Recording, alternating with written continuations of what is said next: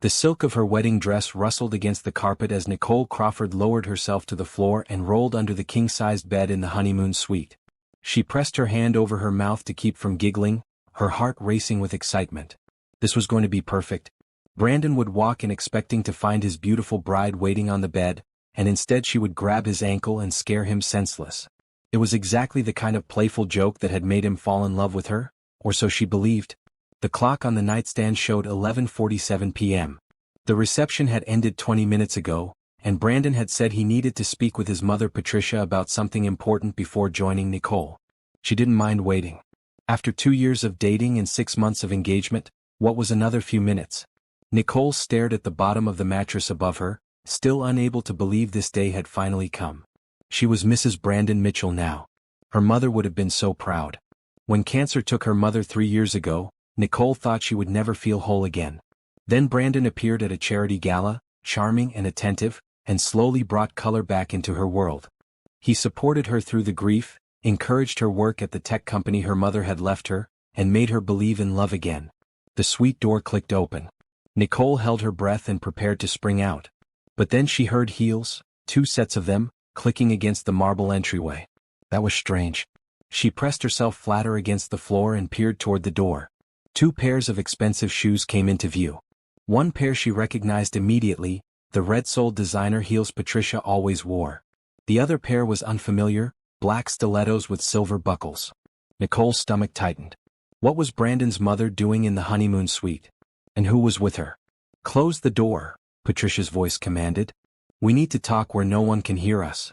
The door closed with a soft click that somehow sounded like a gunshot to Nicole's ears. "This is risky, Patricia," another woman's voice said. Nicole didn't recognize it. The voice was younger than Patricia's, smoother with an edge of anxiety. "What if she comes up? Brandon is keeping her busy downstairs. He'll make sure she stays at least another 30 minutes. That's more than enough time." The 2 women moved further into the room. Nicole could see them now through the gap between the bed skirt and the floor. Patricia sat on the edge of the bed directly above her, causing the mattress to dip slightly. The other woman remained standing. She was tall, with long straight hair and legs that seemed to go on forever. She wore a form-fitting black dress that Nicole now remembered seeing at the reception, though she couldn't recall where. "I can't believe you actually pulled this off," the standing woman said. 2 years. 2 years of watching him play house with her, pretending to love her, sleeping in her bed. "Do you know how hard that's been for me?" Nicole's blood ran cold. "Veronica, please," Patricia said with obvious irritation.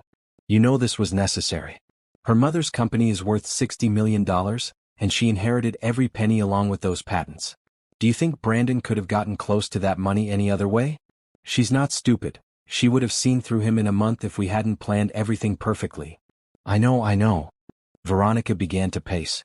Nicole watched her feet move back and forth, each step driving a nail deeper into her chest. "But now it's done, right? Now he can finally—" "Not yet," Patricia cut her off. "Now the real work begins.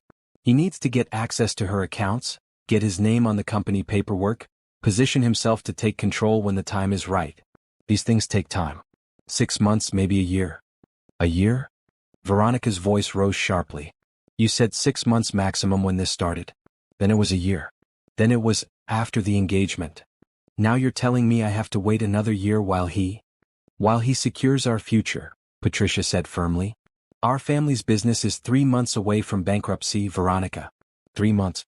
Everything my husband built, everything I've worked to maintain since he died, will be gone unless we do this. Brandon understands that. You need to understand it too." Nicole's hands were shaking. Her whole body was shaking. She wanted to scream, to crawl out from under this bed and claw their eyes out, but she couldn't move. It felt like something heavy was sitting on her chest, pressing all the air out of her lungs. "She trusts him completely," Veronica said bitterly.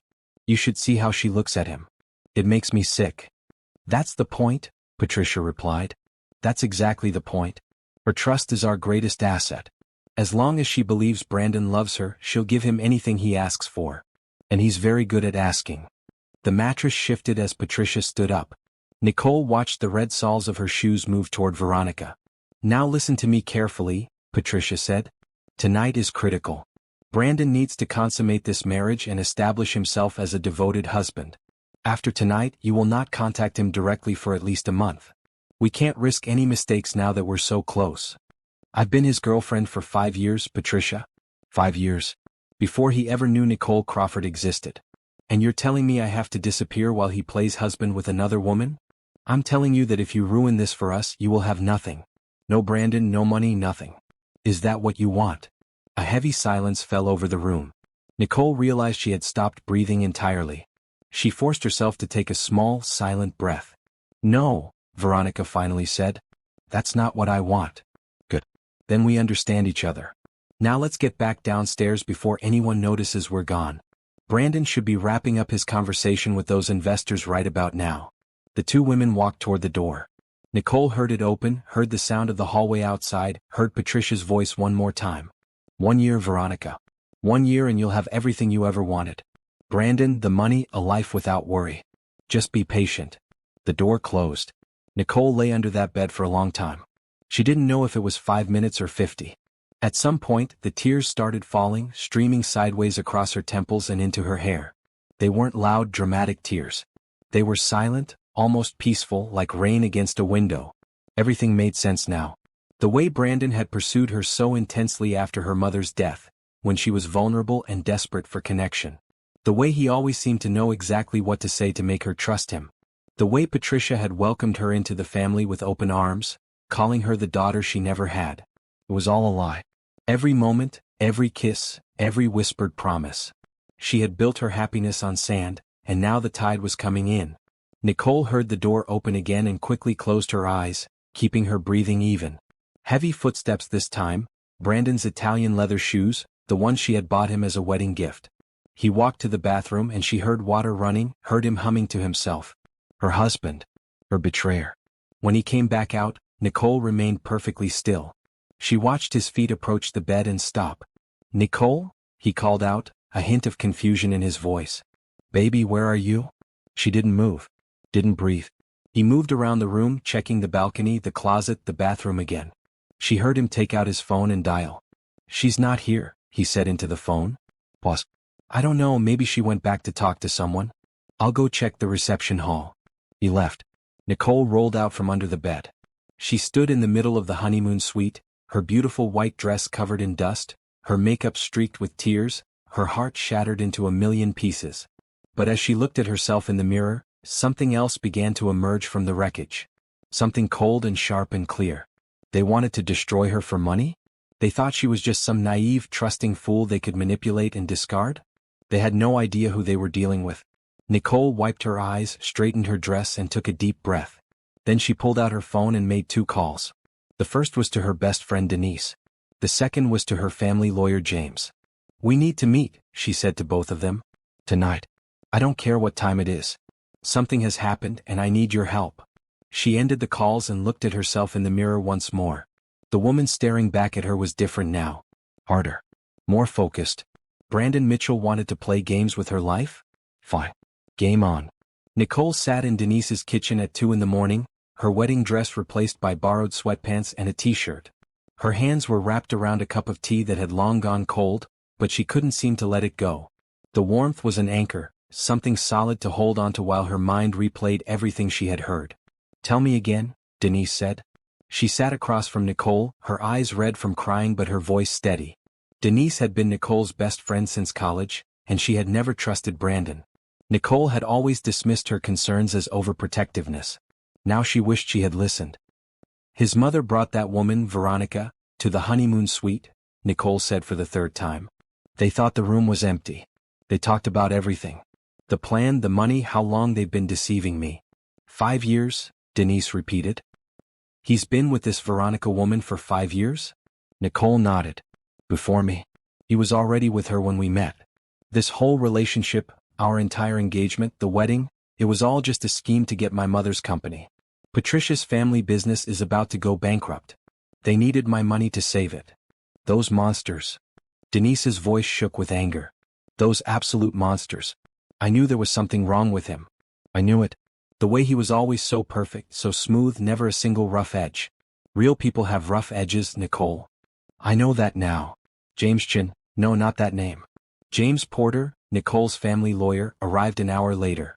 He was a serious man in his 50s with gray at his temples and a reputation for being ruthless in court. Nicole's mother had trusted him completely, and he had managed the family's legal affairs for 20 years. First things first, James said, setting his briefcase on the table. Did you sign anything tonight? Any documents at all? Just the marriage license, Nicole said. Brandon mentioned something about adding his name to some accounts tomorrow for convenience, but I didn't sign anything for that. Good. That's good. James pulled out a legal pad and began making notes. Now, tell me about the prenuptial agreement. Nicole felt a flicker of something that might have been hope. Brandon insisted we sign one. He said he wanted to prove he wasn't after my money, that he would be fine if we divorced with nothing. Do you have a copy? Yes, in my safe at home. I need to see it immediately. These things can be tricky. If it wasn't drafted carefully, it might not offer the protection you think. Nicole's stomach turned. His mother's lawyer drew it up. I just signed where Brandon showed me. James and Denise exchanged a look. Don't worry, James said, though his voice was careful. We'll review every word. But Nicole, I need you to understand something. Until we know exactly what we're dealing with legally, you need to be very careful about what you say and do around Brandon. If he realizes you know the truth, he might accelerate his plans or destroy evidence. Evidence? Nicole repeated. What kind of evidence? Everything. Emails, texts, financial records, anything that shows his intent to defraud you. These people are criminals, Nicole. What they're doing isn't just morally wrong, it's illegal. But to prove it, we need documentation. Nicole looked at her cold tea, her mind beginning to shift from shock into something more focused. So I should go back? Pretend nothing happened. For now, yes. I know that's incredibly difficult, but it's the smartest play. Let them think they've won. Meanwhile, we'll be building a case they never see coming. Denise reached across the table and took Nicole's hand. You don't have to do this alone. I'll be with you every step. Nicole squeezed her friend's hand and felt something strengthen inside her. The heartbreak was still there, it would be there for a long time, but it was making room for something else now. Purpose. What about my company? Nicole asked James. How do I protect it? First thing tomorrow we change every password, every access code. We review who has signing authority and limit it to only you. We inform your board of directors that no changes can be made without a meeting where you are present. My board. Nicole's eyes widened. Patricia got me to add Brandon to the board 3 months ago.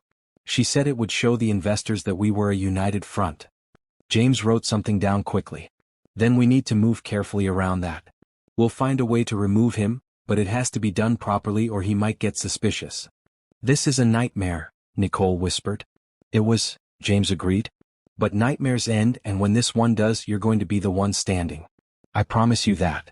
Nicole drove back to the hotel as the sun was coming up. Brandon was asleep in the honeymoon suite, sprawled across the bed like nothing was wrong. Nicole stood in the doorway and watched him for a long moment. How many times had she looked at him with love? How many times had she touched his face, kissed his lips, trusted him with her secrets and her dreams?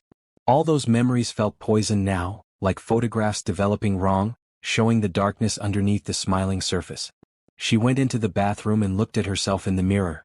Her eyes were swollen from crying, but her jaw was set firm. She thought about her mother, about the company she had built from nothing, about all the employees who depended on it for their livelihoods. Patricia and Brandon thought they could just take it. They thought Nicole was nothing but a grieving orphan they could manipulate. They were wrong. Nicole washed her face, applied enough makeup to hide the worst of the damage, and practiced her smile in the mirror until it looked real. Then she walked out of the bathroom and gently shook Brandon's shoulder. "Morning, husband," she said softly. Brandon opened his eyes and smiled at her, and for a moment the expression looked so genuine that Nicole almost doubted what she had heard. But then she remembered the words, "Her trust is our greatest asset." "Morning, wife," he said, pulling her down for a kiss. "Where did you disappear to last night? I looked everywhere for you." "I got talking to one of my cousins and lost track of time," Nicole lied smoothly. "It was easy, too easy. When I finally came up, you were out cold. I didn't want to wake you. You should have. I wanted our wedding night to be special. We have plenty of nights ahead of us," Nicole said. "Right now, I just want breakfast. I'm starving." Brandon laughed and kissed her again. "That's my girl. Always thinking about food. My girl." The words made Nicole's skin crawl, but she kept her smile in place. She was not his girl. She was not his anything. She was the woman who was going to take everything from him just like he planned to do to her. but he would never see it coming. The next 3 weeks were the hardest of Nicole's life. Every morning she woke up next to Brandon and fought the urge to scream the truth in his face. Every night she lay beside him and listened to his breathing, wondering how the same mouth that told her he loved her could also plot her destruction. But she held it together. She smiled when he kissed her goodbye in the morning. She asked about his day when he came home. She played the role of happy newlywed so perfectly that even she started to wonder if she was losing her mind. The only thing keeping her sane was the work happening behind the scenes. James moved quickly and quietly. Within the first week, every password and security code at Nicole's company was changed. Brandon's board access was quietly reduced through a series of technical-looking excuses. System upgrades, security protocols, nothing personal. He complained once or twice, but Nicole soothed him with promises that it would all be restored soon. "They're just being extra careful," she told him. "You know how IT people are." "Yeah, I guess," Brandon said, though she could see the frustration behind his eyes. His plans were already being slowed and he didn't even know why. Meanwhile, Denise did research on Brandon's past. What she found was disturbing. 5 years ago, Brandon had been engaged to another woman, a young heiress named Michelle Torres. The engagement ended suddenly, and Michelle refused to speak about it publicly. But Denise had a friend who knew a friend, and eventually they got the story. "She caught him," Denise told Nicole over a private lunch. "Michelle caught him in lies about money. He had convinced her to put his name on some of her accounts, and when she started noticing discrepancies, he tried to gaslight her. She broke off the engagement and threatened to go public, but he had some embarrassing photos of her and used them as blackmail to keep her quiet." Nicole felt sick. "So I'm not even his first target." "No. You're just the first one he actually married. Which means he's getting bolder, more desperate. Or his mother is." Nicole started paying closer attention to Patricia. Her mother-in-law visited at least twice a week, always with suggestions about how Nicole should handle her finances, her company, her life. Before, Nicole had seen this as caring maternal advice. Now she recognized it for what it was: reconnaissance. "You should really let Brandon handle the investment accounts," Patricia said one afternoon over coffee. "He has such a head for numbers. And it would free you up to focus on the creative side of your business." "That's a good idea," Nicole said pleasantly. "I'll think about it." She had no intention of thinking about it, but she noted every suggestion Patricia made, every piece of information she tried to extract. It all went into the file James was building. The prenuptial agreement turned out to be exactly what Nicole feared, full of loopholes that Brandon could exploit. But James found something interesting buried in the fine print. "Look at this clause," he said, spreading the document across his desk. "It states that in the event of fraud or deception leading up to the marriage, all protections are voided and the deceived party is entitled to seek full damages. So if I can prove the marriage was based on fraud, then the prenup becomes your weapon instead of his. Everything flips in your favor." Nicole smiled for the first time in weeks. "Then let's prove it." She started documenting everything. When Brandon's phone buzzed with texts he quickly hid, she noted the times. When he took calls in the other room she wrote it down. When he met with his mother for their frequent lunches, she had a private investigator follow them. The investigator, a quiet professional named Robert Hughes, produced results within 10 days. "Your husband meets with this woman at least twice a week," Robert reported, showing Nicole photographs. "Sometimes at her apartment, sometimes at hotels. Based on their body language, this is not a casual relationship." Nicole looked at the pictures of Brandon and Veronica together, walking arm in arm, kissing in parking lots, laughing over dinner. The images hurt, but not as much as she expected. Maybe because she already knew. Maybe because the man in those photos was a stranger now. "Is this enough?" she asked James. "It's a start. But we need more than infidelity, we need proof of the fraud itself. Communication between them discussing the plan. Financial records showing their true intent." Nicole nodded slowly, thinking. Brandon was careful with his phone, but he was less careful with his laptop. He had a home office where he sometimes worked late at night while Nicole went to bed. "I might know how to get it," she said. That night, Nicole waited until Brandon was asleep and crept into his office. His laptop was password protected, but she knew his habits. He used the same password for everything, a combination of his birthday and his mother's maiden name. She was in within seconds. His email was a gold mine. Messages to Veronica complaining about having to perform for Nicole every night. Exchanges with Patricia strategizing about when to push for access to certain accounts. Spreadsheets showing exactly how much of Nicole's wealth they planned to take and when. Nicole photographed everything. Page after page, email after email, until she had documented their entire scheme from beginning to end. Then she cleared her tracks, closed the laptop and went back to bed. Brandon didn't stir. He had no idea that his wife had just gathered enough evidence to destroy him. Nicole lay awake for hours, staring at the ceiling. Tomorrow she would share everything with James. The day after they would begin the next phase. The silent retreat was over. It was time to fight. James spread the printed documents across the conference table like a deck of cards showing a losing hand, Brandon's losing hand. Emails, spreadsheets, photographs, bank records. Laid out like this, the evidence was overwhelming. "This is exceptional work," James said, looking at Nicole with something like admiration. "Most people in your situation would have confronted him immediately. You showed remarkable restraint." "I learned from my mother," Nicole replied. "She always said the best revenge is making them think they're winning right up until the moment they lose." "Your mother was a smart woman." Nicole looked at the evidence and felt a strange mixture of vindication and sadness.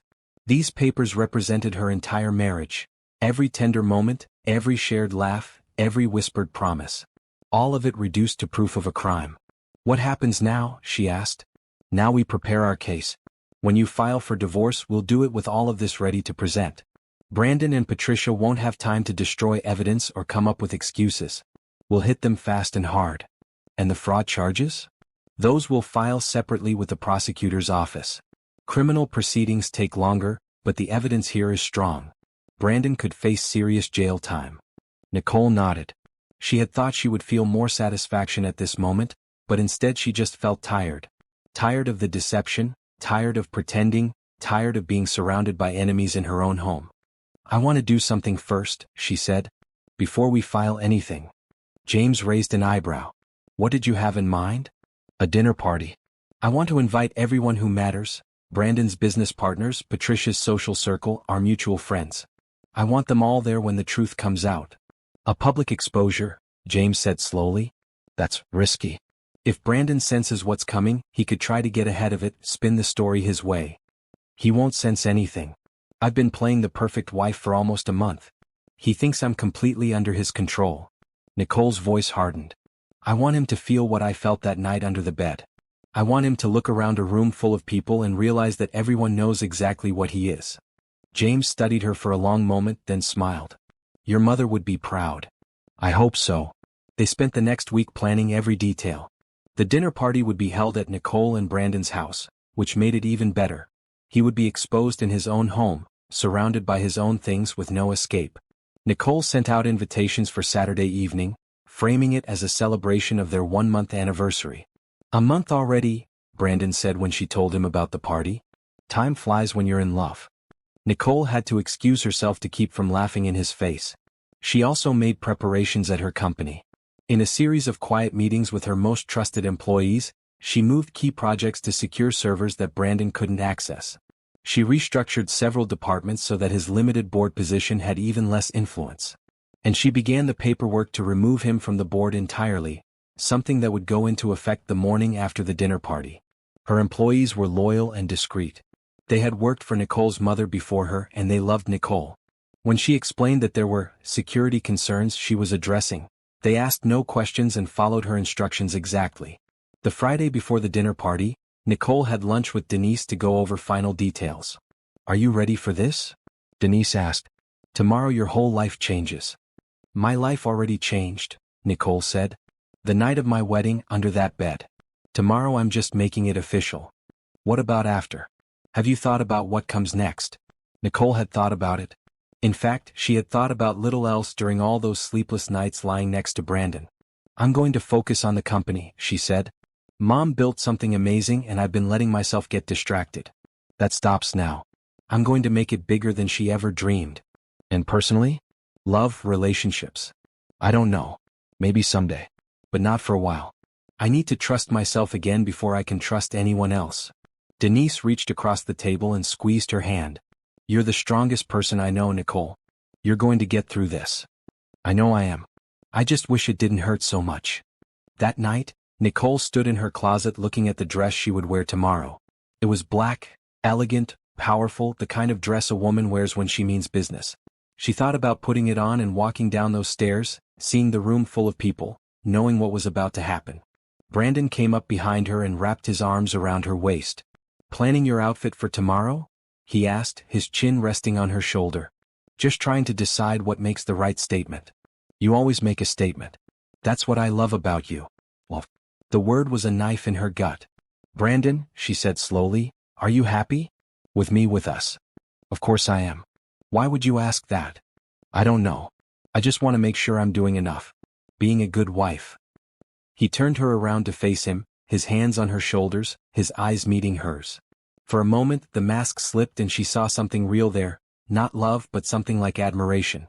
The admiration of a predator for prey that hadn't yet realized it was caught. "You're perfect," he said. "Everything about you is perfect." Nicole smiled at him, letting him see what he expected to see: a woman in love, a woman fooled, a woman under control. "I'm glad," she said. "I just want tomorrow to be special." "It will be," he promised. "I'll make sure of it." Yes, Nicole thought. Tomorrow will definitely be special. Just not the way you're expecting. On the morning of the dinner party, Nicole woke at dawn and went for a run. The neighborhood was quiet at that hour, the houses dark and peaceful, and she needed the silence to prepare herself for what was coming. Each step against the pavement was a rhythm she matched to her thoughts. Tonight everything changes. Tonight you get your life back. When she returned home, Brandon was still asleep. She showered and dressed in casual clothes, then went to her home office to handle some last-minute details. James had sent over the final versions of the divorce papers, ready to be filed first thing Monday morning. She reviewed them one more time, then locked them in her personal safe alongside copies of all the evidence. The caterers arrived at 2 o'clock. Nicole directed them through the house, watching as tables were set up, flowers arranged, lights adjusted. Everything had to be perfect. This wasn't just a dinner party, it was a stage, and she was setting the scene for the most important performance of her life. Brandon finally emerged around 3, looking relaxed and pleased. "This is impressive," he said, surveying the preparations. "You've really gone all out." "I wanted it to be memorable." "It will be. I'm going to go pick up my mother. She's very excited to see the house all done up like this." "I'm sure she is." After he left, Nicole went upstairs to get dressed. She took her time with her makeup, her hair, her jewelry. The woman who looked back at her from the mirror was polished and powerful, showing no trace of the heartbreak underneath. Good. That's exactly what she needed. The guests began arriving at 6. Business partners Brandon had been trying to impress. Society friends of Patricia's who judged everyone by their net worth. A few of Nicole's actual friends, including Denise, who would be there for moral support. And of course, James Porter, who came early to ensure all their technical preparations were in place. "The audio system is ready," he murmured to Nicole as she greeted guests at the door. "Whenever you give the signal." "Thank you, James. For everything. Thank me after this is over." By 7 o'clock, the house was full. Conversations hummed, glasses clinked, laughter rose and fell in waves. Nicole moved through the crowd with practiced grace, playing the hostess, accepting compliments on her home and her marriage. Brandon stayed close, his arm around her waist, his smile never wavering. Patricia held court near the fireplace, telling stories about her son's wonderful qualities to anyone who would listen. Nicole waited until everyone was seated for dinner. 30 guests arranged around tables in the formal dining room, wine poured, appetizers served. This was the moment. She stood up from her seat at the head table and clinked her glass. "Everyone, if I could have your attention, please." The room quieted. All eyes turned to her. Brandon smiled up at her encouragingly. "I wanted to thank you all for coming tonight," Nicole began. "When Brandon and I got married a month ago, I thought I was starting the happiest chapter of my life. I thought I had found a man who loved me, a family who accepted me, a future full of promise." She paused, letting the words hang in the air. "I was wrong." A murmur rippled through the room. Brandon's smile flickered. "Nicole," he said cautiously, "what are you?" "On my wedding night," Nicole continued, her voice steady, "I hid under the bed in our honeymoon suite to surprise my husband. But he wasn't the first person to walk in. His mother was, along with his real girlfriend, Veronica." Patricia's face went white. Brandon started to rise from his chair. "And what I heard them say changed everything." Nicole turned to James, who stood by the door. "Play it." The room filled with sound. Patricia's voice, clear and unmistakable, explaining the plan to steal Nicole's money. Veronica's complaints about having to share Brandon. All the details of the scheme, broadcast through the home speaker system for every guest to hear. For 30 seconds no one moved. Then chaos erupted. Patricia stood up, knocking over her chair. Turn that off. Turn it off right now. Brandon grabbed Nicole's arm. What is this? What are you doing? Nicole pulled away from him, her eyes cold. I'm doing what you tried to do to me. I'm exposing you for exactly what you are. The recording continued, damning word after damning word. Guests were on their feet now, voices raised in shock and outrage. Brandon's business partners looked at him with disgust. Patricia's friends backed away from her as if she had a disease. This is fake, Brandon stammered. She manufactured this. It's all lies. It's not lies and you know it, Nicole said. I have emails, texts, financial records, everything. Your whole plan documented from the beginning. The fraud, the conspiracy, the affair. All of it. You can't prove any of this. I already have. Nicole looked at him, and for the first time since that night under the bed, she let him see the real her, the anger, the hurt, the strength. Did you really think I would just let you take everything my mother built? Did you really think I was that stupid? Brandon had no answer. His face was the face of a man watching his world collapse, and there was nothing he could do to stop it. Patricia pushed through the crowd toward Nicole, her composure completely gone. You little, she started, but James stepped between them. I wouldn't finish that sentence if I were you, he said calmly. Anything you say tonight can and will be used in the proceedings we're filing on Monday. Criminal fraud charges, civil suits, the works. So please by all means keep talking. Patricia closed her mouth, but her eyes burned with hatred. Nicole turned back to her guests, who stood in stunned silence. I'm sorry you had to witness this, she said. But I thought you all deserved to know the truth about the people you've been associating with. The Mitchell family built their reputation on deception and theft. Now you know what they really are. She walked out of the dining room and up the stairs without looking back. Behind her, she heard the sounds of guests leaving, doors closing, voices arguing. Brandon called her name, but she didn't stop. In her bedroom, she sat on the edge of the bed and let out a long breath. It was done. The truth was out. There was no going back now. Her phone buzzed. A text from Denise. That was incredible. I'm so proud of you. Nicole smiled, really smiled for the first time in a month. The battle wasn't over, not even close. But tonight she had won the first round, and that was enough. The aftermath of the dinner party spread through the city like wildfire. By morning, everyone who mattered knew what Brandon and Patricia had done. By Monday, the news had reached social media, and the story of the scheming husband and his mother went viral. Gold digger husband exposed, read one headline. Bride's brilliant revenge, read another. Nicole stayed out of the spotlight as much as possible, letting James handle the media inquiries while she focused on the legal proceedings. The divorce papers were filed Monday morning, along with criminal fraud charges against both Brandon and Patricia. Their assets were frozen, their bank accounts locked, their lives put on hold while the justice system began its slow work. Brandon tried to contact Nicole constantly, calls, texts, emails, even showing up at her company office. She blocked his number and had security turn him away at the door. She had nothing to say to him. There was nothing he could say to her. Patricia was even worse. She actually tried to get mutual friends to intervene on her behalf, claiming that Nicole had misunderstood, that the recording was taken out of context. But no one was buying it. The evidence was too clear, the scheme too obvious. Patricia's social circle evaporated overnight. Invitations stopped coming. Doors that had always been open were suddenly closed. Nicole's attorney filed the civil suit 2 weeks after the dinner party. It was a masterpiece of legal strategy, claiming damages for fraud, emotional distress, and conspiracy. The prenuptial agreement, which Brandon had thought would protect him, was voided under the fraud clause and turned into a weapon against him. Everything he had hoped to gain from the marriage became leverage Nicole could use to take everything he had. The first court hearing was brief but satisfying. Brandon showed up with his own attorney, a clearly less experienced lawyer than James, and tried to argue that Nicole had overreacted, that their marriage was real, that he really did love her. James dismantled every claim with evidence. Emails in which Brandon called Nicole his mark. Texts to Veronica complaining about having to touch his wife. Financial projections showing exactly how Brandon and Patricia planned to drain Nicole's accounts over the next 5 years. The judge looked at Brandon with undisguised contempt. Mr. Mitchell, the evidence against you is substantial. I'm setting a trial date for 3 months from now, and until then, you are prohibited from contacting Mrs. Mitchell or coming within 500 feet of her home or place of business. Do you understand? Your Honor, that's my home too. You should have thought about that before you turned your marriage into a criminal enterprise. The restraining order stands. Brandon left the courthouse looking like a man who had just watched his future burn to the ground. Nicole walked out with her head high and her lawyer beside her. That went well, James said. It went perfectly.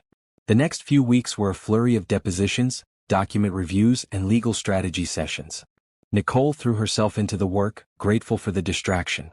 When she wasn't dealing with the divorce, she was at her company, pushing projects forward, meeting with investors, making plans for expansion. Her employees rallied around her. Word of what Brandon had tried to do had spread through the office, and everyone was furious on her behalf. They worked harder, stayed later, went the extra mile to make sure Nicole knew they supported her. "We've got your back," her head of engineering told her one afternoon. "Whatever you need." "Thank you," Nicole said, genuinely touched. "What I need is for us to have our best quarter ever. Can we do that?" "Absolutely." And they did. The numbers that quarter exceeded all projections, driven by the launch of a new product that Nicole had fast-tracked specifically to prove that her company didn't need Brandon Mitchell to succeed. The tech press covered the launch extensively, and the coverage was glowing. Meanwhile, Brandon's life continued to fall apart. Without access to Nicole's money, he had no way to save his mother's company. Within 6 weeks of the dinner party, Mitchell Industries filed for bankruptcy. Creditors swooped in, assets were seized, and the business that Patricia's husband had spent his life building was gone. Veronica predictably disappeared. The moment it became clear there was no money to be had, she stopped taking Brandon's calls. Nicole heard through the grapevine that she had moved to another city and was already looking for her next wealthy target. "Fitting," Denise said when she heard. "They deserve each other." "They deserve worse," Nicole replied. "But I'll settle for this." The criminal trial began in August. Nicole was called to testify about what she had heard that night under the bed, about the evidence she had gathered, about the pain and betrayal she had suffered. She spoke clearly and calmly, letting the facts speak for themselves. Brandon's attorney tried to trip her up on cross-examination, but she was prepared. Every question he asked, she answered directly. Every attempt to twist her words, she corrected immediately. "Mrs. Mitchell, isn't it true that you invaded your husband's privacy by accessing his laptop without permission?" "I accessed a computer in my own home to investigate what I believed was criminal fraud against me. I would do it again." "And you feel no remorse about publicly humiliating Mr. Mitchell?" "I feel remorse that I ever trusted him. I feel remorse for every moment I spent believing his lies. But exposing the truth? No. I will never feel remorse for that." The jury was only out for 4 hours before returning with a verdict: guilty on all counts. Brandon faced up to 10 years in prison. Patricia, who had been tried separately, got 7. Nicole didn't attend the sentencing. She didn't need to. The court had already given her everything she needed: validation that she had been wronged and justice for the people who had wronged her. She was having lunch with Denise when the news came through that Brandon had been sentenced to 6 years. "How do you feel?" Denise asked. Nicole thought about it for a long moment. She thought about that night under the bed, about the weeks of pretending, about the dinner party and the court hearings and all the pain in between. "I feel free," she finally said. "For the first time in years, I feel completely free." The legal proceedings against Brandon and Patricia stretched across several months, each court date bringing new revelations and deeper consequences. Nicole had prepared for a marathon, and that's exactly what she got. But with every step forward, she felt the weight of the last 2 years lifting from her shoulders. Brandon's defense strategy was predictable: deny, deflect, and paint Nicole as the real villain. His attorney argued that Nicole had entrapped him, that she had been cold and distant in their marriage, that any reasonable husband would have sought comfort elsewhere. The arguments were desperate and contradictory, and the judge saw right through them. "Counsel, are you seriously arguing that your client's infidelity justifies fraud?" the judge asked during one particularly ridiculous motion hearing. "Your Honor, I'm arguing that the full picture." "The full picture is in these documents." The judge cut him off, holding up one of the evidence files. "And the picture is very clear. Please don't waste the court's time." Patricia's defense was even weaker. She tried to claim that she was just a concerned mother trying to help her son find happiness, that the conversations Nicole recorded were taken out of context, that she never intended for anyone to be harmed. The jury didn't buy it for a second. The emails showing her coordinating the entire scheme from the beginning were too damning. During Patricia's trial, something unexpected happened. Other victims came forward. It started with Michelle Torres, Brandon's former fiancée. She had heard about the case and decided she was tired of staying silent. She contacted James and offered to testify about her own experience with Brandon, the lies, the financial manipulation, the blackmail when she tried to leave. "I was afraid before," Michelle told Nicole when they met. "He had those photos and I didn't want them getting out. But then I saw what you did, how you fought back, and I thought, if she can be that brave, maybe I can too." Her testimony added another layer to the prosecution's case, showing that Brandon's scheme against Nicole wasn't a one-time thing but a pattern of predatory behavior. 2 other women came forward after that. A former girlfriend Brandon had convinced to invest in a fake business venture, and a colleague Patricia had defrauded years earlier using similar tactics. "They're serial predators," James told Nicole. "This is what they do. They find vulnerable people and exploit them. You just happen to be smart enough to stop them." The civil trial concluded in September with a judgment entirely in Nicole's favor. Not only was she granted immediate divorce, but she was also awarded damages for fraud and emotional distress. Brandon was ordered to pay her a substantial sum, not that he had anything left to pay with. His assets had already been seized to cover other debts, and he would be spending the next several years in prison regardless. Patricia's civil judgment was even harsher. As the mastermind of the scheme, she was held liable for the full extent of the damages. Her house was sold, her bank accounts emptied, her remaining assets liquidated. The woman who had once presided over high society gatherings was left with nothing but a prison sentence and a permanent reputation as a con artist. On the day the civil trial ended, Nicole walked out of the courthouse and stood on the steps, looking up at the sky. The sun was shining, the air was crisp, and for the first time in what felt like forever, she felt light. Really truly light. James came to stand beside her. "Congratulations," he said. "You did it. We did it. I couldn't have gotten through this without you. You would have found a way. You're a fighter, Nicole. Your mother would be proud." Nicole nodded, her eyes stinging. She thought about her mother often these days, her strength, her wisdom, her refusal to let anyone take advantage of her. Nicole had inherited more than a company from her. She had inherited a backbone. "What happens now?" she asked. "Now you live your life. Build your company. Maybe when you're ready, let yourself be happy again." "Happy?" Nicole repeated, testing the word. "That sounds nice. You deserve it. After everything you've been through, you deserve every good thing that comes your way." Nicole smiled. She thought about the future, not a future with Brandon in it, thank goodness, but a future she would build for herself. A future she would choose. "Thank you, James," she said. "For everything." "My pleasure. Now go celebrate. You've earned it." That night, Nicole had dinner with Denise at their favorite restaurant. They ordered too much food and drank too much wine and laughed until their sides hurt. It felt like the old days before Brandon, before the grief, before everything got complicated. To Nicole, Denise said, raising her glass. "The strongest woman I know." "To us," Nicole replied. "For getting through this together." They clinked glasses and drank, and Nicole felt something settle inside her. After all the chaos and pain and fighting, she finally felt at peace. The war was over. She had won. Now it was time to build something new. The collapse of Brandon Mitchell was swift and thorough.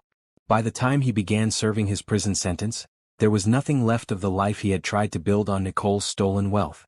His business connections had abandoned him. His social circle had disowned him. Even his own extended family wanted nothing to do with him. Nicole followed the news of his downfall with detached satisfaction. Not glee, that would require more emotional investment than she was willing to give. Just satisfaction that justice had been done and that her mother's legacy was protected. Patricia's fall was even more dramatic. She had spent decades building her reputation as a pillar of high society, and now that reputation was in ruins. The women she had called friends cut her off completely. The charities she had chaired removed her name from their boards. Her photograph, once featured in the society pages of every major publication, now only appeared in stories about fraud and deceit. During her trial, Patricia had broken down on the stand and begged for mercy, claiming she had only been trying to save her family's business. The judge was unmoved. "You tried to save your business by destroying an innocent woman," the judge said. "You orchestrated a campaign of fraud and manipulation that lasted years. You showed no mercy to your victim, and you will receive none from this court." 7 years. That was Patricia's sentence. 7 years in prison for conspiracy, fraud, and various other charges. By the time she got out, she would be in her 70s with no money, no friends, and no reputation. The society queen would end her days in obscurity.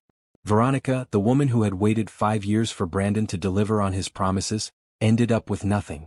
After the scandal broke, she fled to another state, but word of her involvement followed her. 2 different men she approached for relationships did background checks and discovered her history as a co-conspirator in a fraud scheme. Her dating prospects dried up overnight.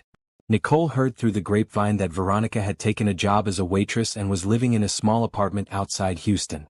Part of her felt a grim satisfaction at this news. A larger part felt nothing at all.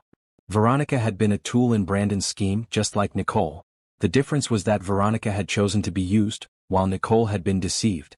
As for Brandon himself, prison was exactly the humbling experience he deserved. A man who had spent his adult life manipulating wealthy women now found himself at the bottom of a different hierarchy entirely. His charm meant nothing behind bars. His good looks attracted the wrong kind of attention. His expensive education and refined manners just made him a target for inmates who resented anyone who thought they were better than others. He wrote to Nicole twice during his first month inside. She didn't open the letters, just forwarded them to James as potential evidence of any additional schemes. James reported that they were exactly what he expected: self-pitying complaints about his situation, thinly veiled attempts to make Nicole feel guilty, and not a single word of genuine apology. "He still doesn't get it," James said. "He still thinks he's the victim." "He'll have 6 years to figure it out," Nicole replied. "Not my problem." With the legal battles behind her, Nicole threw herself fully into her work. Her company, which her mother had built from nothing 30 years earlier, was poised for major growth. The tech industry was booming, and the products Nicole's team had developed were perfectly positioned to capitalize on it. She started working longer hours, taking more meetings, pushing harder than she ever had before. Some nights she didn't leave the office until midnight, and some mornings she was back before dawn. Her employees worried about her, and Denise staged an intervention after Nicole missed 3 dinner plans in a row. "This isn't healthy," Denise said. "You're running yourself into the ground." "I'm building something," Nicole replied. "This is what building something looks like." "You already built something. You won. Brandon is in prison, Patricia is in prison, you got everything they tried to take from you. What more do you need?" Nicole didn't have a good answer for that. She just knew that if she kept moving, kept working, kept pushing forward, she didn't have to think about anything else. She didn't have to think about the fact that she had been married and divorced in the space of 6 months. She didn't have to think about the fact that the man she had loved, the man she thought had loved her, had been a complete fabrication. She didn't have to think about how lonely her big empty house felt at night. But Denise was right. She couldn't run forever. One evening, Nicole was working late in her office when she looked up and saw herself reflected in the window. The woman staring back at her looked tired, thin, older than her years. She looked like someone who had forgotten what it felt like to enjoy life. Nicole put down her pen and leaned back in her chair. She thought about her mother, who had worked just as hard to build this company but who had always made time for the things that mattered. Family dinners, weekend trips, friends and hobbies and laughter. Her mother had lived fully, not just professionally. "I don't want to end up alone," Nicole said to her reflection. "I don't want to be so afraid of being hurt that I never let anyone in again." The reflection didn't answer, but Nicole knew what she needed to do. She needed to start living again, really living, not just working. She needed to open herself up to new possibilities, even if that meant risking new pain. Starting tomorrow, she would make changes. She would work reasonable hours. She would keep her plans with friends. She would leave room in her life for something unexpected. She didn't know it yet, but something unexpected was already on its way. 6 months after the trial ended, Nicole's company launched its most ambitious product yet, a software platform that revolutionized how small businesses managed their operations. The launch event was held at a downtown convention center, with industry press, investors, and potential clients filling the auditorium. Nicole stood backstage, going over her presentation notes for the 100th time. She had given dozens of speeches over the years, but this one felt different. This was her first major public appearance since the scandal, and she knew everyone would be watching not just to see the product but to see her. Was she damaged? Weakened? Broken? She intended to show them she was none of those things. The lights went down and Nicole walked out onto the stage. The audience applauded and she let the sound wash over her. Then she began to speak. She talked about her mother's vision for the company. She talked about the team of brilliant people who had built this product. She talked about what the platform could do for businesses and why she believed in it so deeply. She did not talk about Brandon or Patricia or anything that had happened in the last 2 years. That chapter was closed. This was a new one. When she finished, the applause was thunderous. People rose to their feet, clapping and cheering. Nicole smiled, a real smile, the first one that hadn't felt forced in a long time, and took a bow. Afterward, there was a reception where potential clients could try the product and meet the team. Nicole worked the room, shaking hands, answering questions, doing the part of her job she had always secretly enjoyed most: connecting with people. That's when she met Michael. He was standing near the demo stations, watching one of her engineers walk through the software's features. Tall, with warm brown skin and kind eyes, he looked genuinely interested in what he was seeing rather than just networking like most of the other guests. "What do you think?" Nicole asked, approaching him. He turned and smiled. "I think this is exactly what my company needs. We've been looking for something like this for months." "That's good to hear. What company are you with?" "Foster Architecture. We're a mid-size firm, about 40 employees. I'm the managing partner." Nicole shook his hand. "Nicole Crawford. Nice to meet you. I know who you are. I've been following your work for a while." He held up a hand quickly. "Not in a weird way. I mean professionally. My sister is in tech and she's been talking about your company for years. Says you're one of the most innovative leaders in the industry. Your sister has good taste." Michael laughed. "I'll tell her you said that." They talked for almost an hour. Not just about the software but about architecture, business, life. Michael was smart and funny and genuinely interested in what Nicole had to say, not just waiting for his turn to talk. He asked thoughtful questions and actually listened to the answers.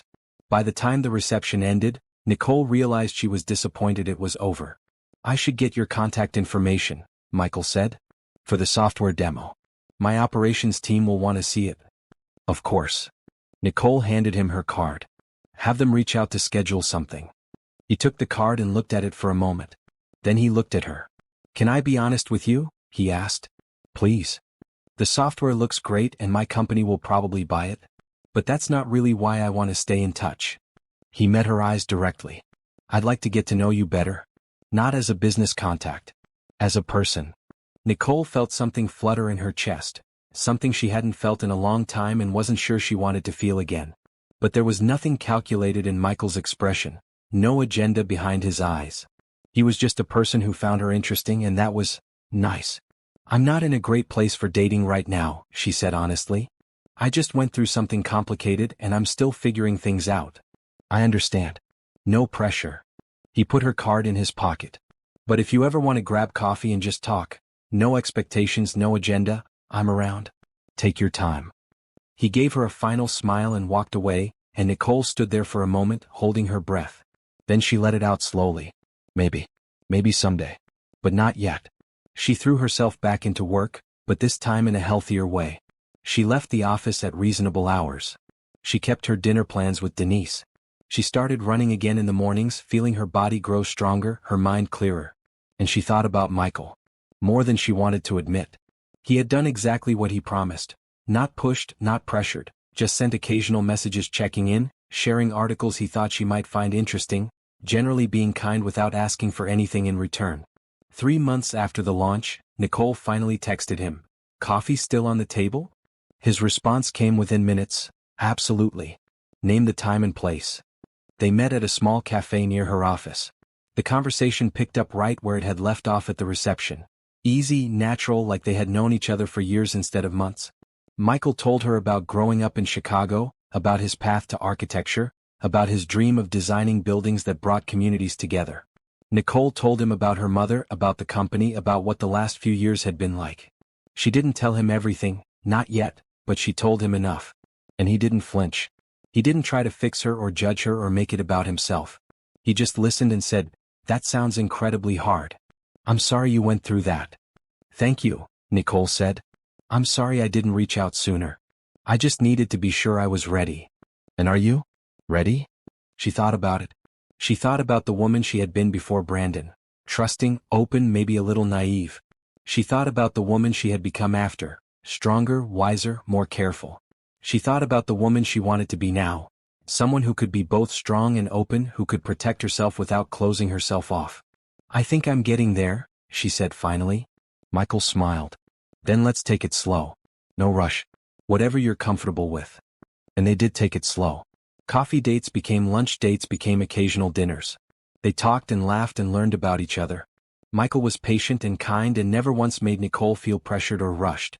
He seemed to genuinely enjoy her company without needing anything from her. It was so different from Brandon that sometimes Nicole couldn't believe it was real. But it was real. Michael was real. And slowly, carefully, Nicole began to let herself trust again. 1 year after the dinner party that had exposed Brandon's scheme, Nicole stood in a courtroom for the last time. This was the final hearing, a formality to close out the remaining legal proceedings and ensure that all judgments had been satisfied. Brandon wasn't there, he was still in prison, but his attorney was present, looking tired and defeated. All matters have been resolved in favor of the plaintiff, the judge announced. This case is officially closed. Nicole shook James's hand and walked out of the courthouse into the sunlight. It was over. Really truly over. The man who had tried to steal her life had lost his own, and she was free. That evening she hosted a small gathering at her home, fully hers now that Brandon had no claim to it. Denise was there, along with a few other close friends. James came by briefly to offer his congratulations. And Michael was there, standing beside her as if it was the most natural thing in the world. Speech. Denise called out, clinking her glass. The woman of the hour must make a speech. Nicole laughed and shook her head, but everyone else took up the chant. Finally, she held up her hands in surrender. Okay. But just a short one. She looked around the room at the faces of the people who had supported her through the worst year of her life. Her eyes stung and she let them. A year ago, I discovered that my entire marriage was a lie, she began. The person I thought loved me was just using me and I felt like the biggest fool in the world. I thought I would never trust anyone again. I thought I would never be happy again. She paused, collecting herself. But here's what I've learned. Betrayal doesn't have to define you. Being hurt doesn't make you weak. What matters is what you do next. You can let it destroy you or you can let it make you stronger. You can spend your life being afraid or you can take a risk and open your heart again. She looked at Michael, who smiled at her with so much warmth that she felt it in her bones. I'm not going to lie and say I'm completely healed. I still have hard days. I still have moments when I wonder if I can ever really trust again. But I'm trying. I'm putting myself out there. And I think that's all any of us can do. She raised her glass. To all of you for being there for me. To my mother who taught me how to fight. And to new beginnings. To new beginnings, the room echoed. Later, after the guests had gone, Nicole and Michael sat on her back porch, looking up at the stars. The night was quiet and clear, and Nicole felt a deep sense of peace that she hadn't experienced in years. Can I ask you something? Michael said. Of course. Do you ever think about him? Brandon? Nicole considered the question. Sometimes. Not with anger anymore, just sadness, I guess. Sadness for the person I thought he was and the life I thought we would have. But that person never existed and that life was never real. So mostly I try not to think about him at all. That makes sense. What I think about more is who I am now because of what happened. I'm stronger than I was. I know what I want. I know what I deserve. She turned to look at him. I know that I deserve someone who loves me for real, not someone who's just pretending. Michael took her hand. You deserve that and more. And I hope you know that's what I'm offering. Not a game, not a scheme, just me. Wanting to be with you. I know. That's why I'm here. They sat in comfortable silence for a while, holding hands and watching the stars. Then Michael turned to her with a slight smile. So, I've been thinking, he said. That sounds dangerous. He laughed. Hear me out. We've been together for 6 months now and I know that's not very long and I know you've been through a lot. But I also know that when you find the right person you just know. And Nicole, you're my person. You're it for me. Nicole's heart was pounding. What are you saying? Michael reached into his pocket and pulled out a small box. Nicole's breath caught in her throat. I'm not asking you to marry me tomorrow, he said quickly. Or even next year. I'm just asking you to say yes to a future together. Whenever you're ready, however long it takes. I'll wait. He opened the box, revealing a simple, elegant ring that somehow matched her taste perfectly. Nicole Crawford, will you marry me? A year ago, if someone had told Nicole she would be getting engaged again, she would have laughed in their face. The idea of trusting another man, making herself that vulnerable again? Impossible. Unthinkable. But here she was. And the man kneeling before her was nothing like Brandon. Michael was honest and kind and patient. He had never pushed her, never tried to change her, never made her feel like she wasn't enough. He loved her for exactly who she was. And she loved him too. She had been afraid to admit it even to herself, but it was true. Yes, she whispered. Michael's face broke into a huge smile. Yes. Yes. She was laughing and crying at the same time. Yes, I'll marry you. Not tomorrow, not next year, but eventually. Yes. He slipped the ring onto her finger and pulled her into a kiss, and Nicole felt something shift inside her. The last piece of the wall she had built around her heart crumbled away, and for the first time in years she felt completely open. Completely ready. She had been betrayed, lied to, used. She had hit rock bottom and thought she would never get back up. But she had fought back. She had taken control of her own story. And now here she was, standing in the ruins of her old life, ready to build something new. Something better.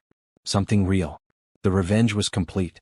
Not because Brandon was in prison or Patricia was disgraced, but because Nicole was happy. Truly, deeply happy. She had taken everything they tried to steal from her and multiplied it 1,000-fold. That was the best revenge of all.